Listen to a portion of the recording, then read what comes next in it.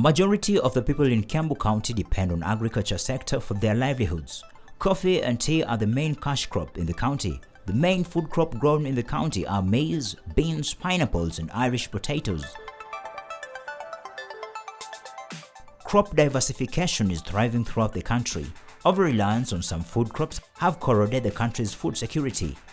Large-scale adoption of crop diversification could help tackle hunger and malnutrition affecting millions of Kenyan rural dwellers. As a result of this, Kiambu County is now among the top producers of arrowroot that is being consumed in Nairobi.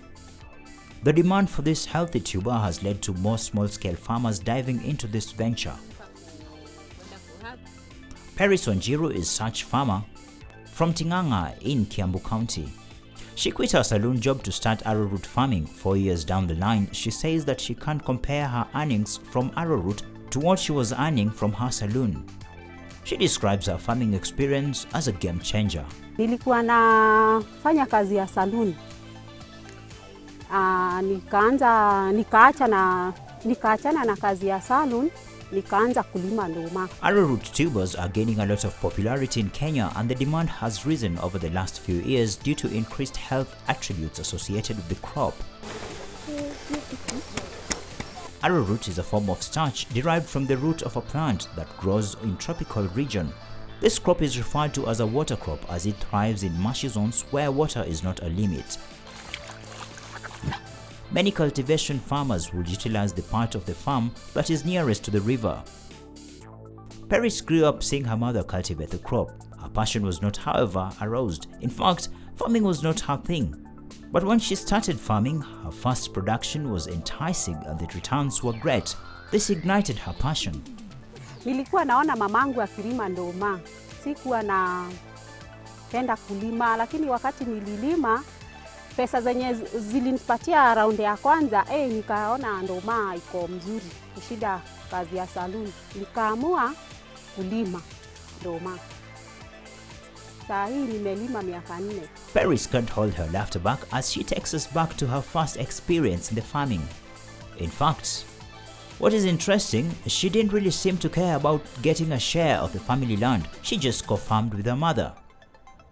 After the returns though of her first harvest, she requested her mother to give her a section of the land down at the river, one she would treat as her own, and according to her wishes, she was given a quarter of an acre. Nilikuwa nimekomboa shamba. Wakati nilikomboa shamba, nikalima raundi ya kwanza. Raundi ya kwanza, nikalima raundi ya kwanza, then nikapata pesa mingi wewe. Nikakuja nikaambia mamangu, hata nipatie shamba yangu ya ndoma. Akanipatia shamba. Kutoka hiyo siku nikaanza kulima ndoma. Let us now look at the ecological factors that are necessary for arrowroots farming and why Kiambu is a favorable zone for arrowroot cultivation. Arrowroots thrive anywhere provided there is enough moisture in the soil for its normal growth and development. It grows best in places where rainfall is uniformly distributed throughout the year.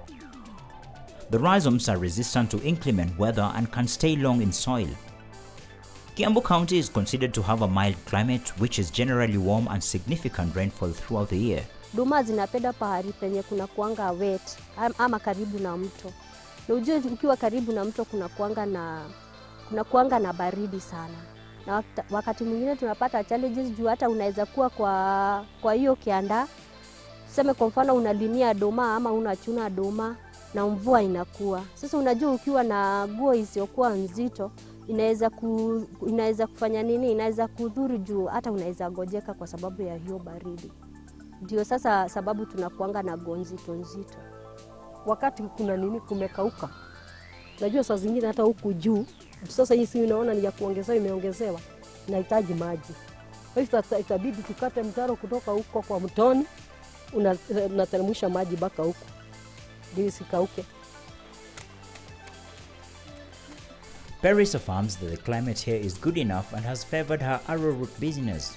Mchanga ya ndoma ni hii ya nyekundu.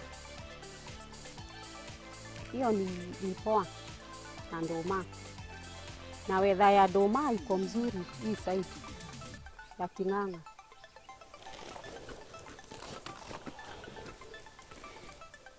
An arrowroot farm is prepared by plowing and arrowing 2 or 3 times depending upon the soil structure.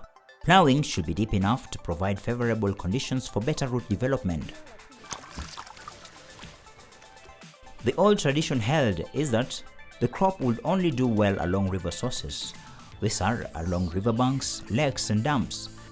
It is now possible to grow arrowroots where there is no river by creating the same conditions as in the river valley using highland arrowroot technology, a modern agriculture technology in Kenya.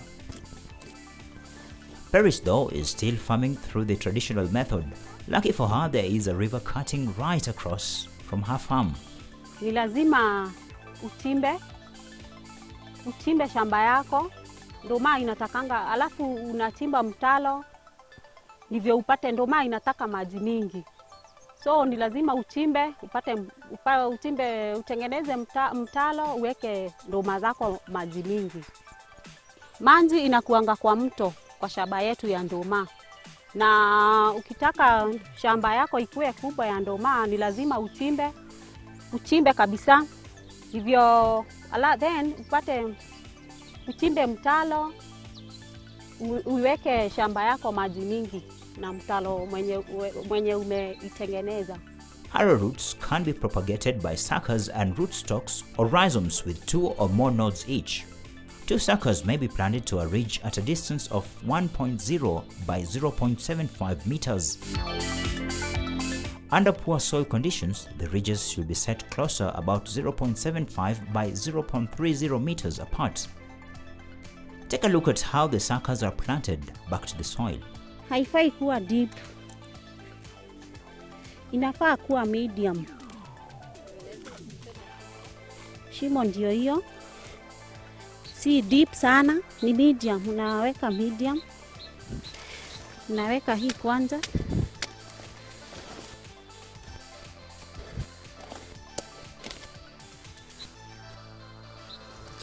then unaweka manure. Ndoma zinaweza spesiwa hivi juu sasa zikiwa karibu ama zimeshikana, ndoma haiwezi ikakua kubwa. Ikiwa imeshikana tu inaweza fanya nini, inatoa ndoma yenye si nono. Sasa hiyo ndio faida ya spacing. Use of animal manure helps to improve the soil structure, so the soil holds more nutrients and water and therefore becomes more fertile. Animal manure also encourages soil microbial activity, which promotes the soil's stress mineral supply, improving plant nutrition.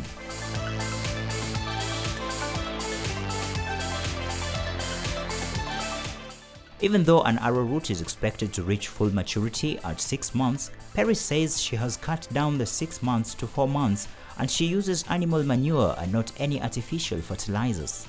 She is enjoying 3 production seasons every year.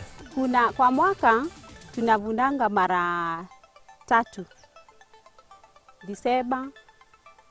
Kwa mwaka tuna miezi 4. Disemba, April, August, miezi 3. Every after 4 months. Ni lazima ukure ndoma ukilima vizuri, kiweka dhumu. Ndoma inahitaji manure mingi ya ng'ombe. Ama ya nguruwe, ama ya kuku. Yenye utapata tu. Ni lazima ukiweka dhumu itagrow haraka. Kama unataka kupata ndoma ile mzuri, ile ndoma yenye imekomaa, inakaanga muda wa miezi 6. Hiyo ndoma ndio yenye imekomaa kabisa. Sasa kwanza kama uko na shamba unakatakata mashimo yako vizuri, unapanua vizuri na unachimba kidogo kidogo huko chini. Ujue ndoma iendangi juu na haiendangi huko chini na kujanga hivi juu wakati umeipanda. Sasa inakaanga kama muda wa miezi 6 ndio utajua ndoma yako imekomaa. Na kama unataka kuhakikisha kama imekomaa, unaangalia matawi ya juu, na hapo chini ya sakas kidogo unaangalia, utaona kuna matawi inatokanga kidogo na unaona hapo kumekauka kidogo. Sasa unaona hiyo nduma iko tayari sasa kuchimbuliwa. Ukiona kama matawi imeanza kutani namna hii, sasa ujue hiyo nduma imekoma. Natakana itolewe. Maji mvua ikinyesha inaweza kuharibika ikinyeshewa sana. Simultaneous weeding and cultivation must be done during the first 3 to 4 months of establishment, depending upon the weed population in the field.